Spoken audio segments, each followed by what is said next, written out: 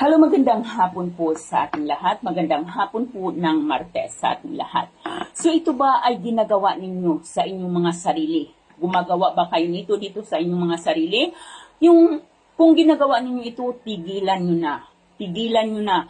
Kung minsan pakiwari ba ninyo ay pasan-pasan mo yung buong daigdig.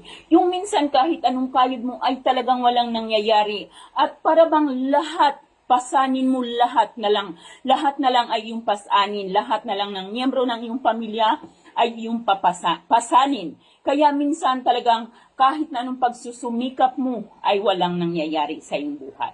Baka naman kasi ginagawa mo ito. So ito po ay talagang kahit noon pang maliliit pa kami ay madalas ito pinagbibilin sa amin ng lula namin na wag namin itong gawin.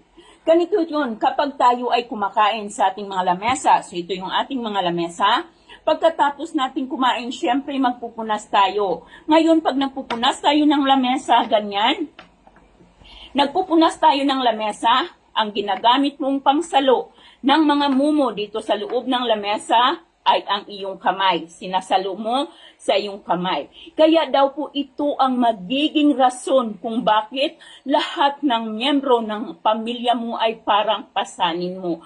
Kasi sinasalo, ginagamitan mo ng kamay, ang pangsalo mo habang ikaw ay nagpupunas sa inyong lamesa. Kaya kung pakiwari mo ginagawa mo ito, andin nararamdaman mo ang mga bagay na ito, tigilan na po ninyo yan. Maaari tayong gumamit ng pandakot.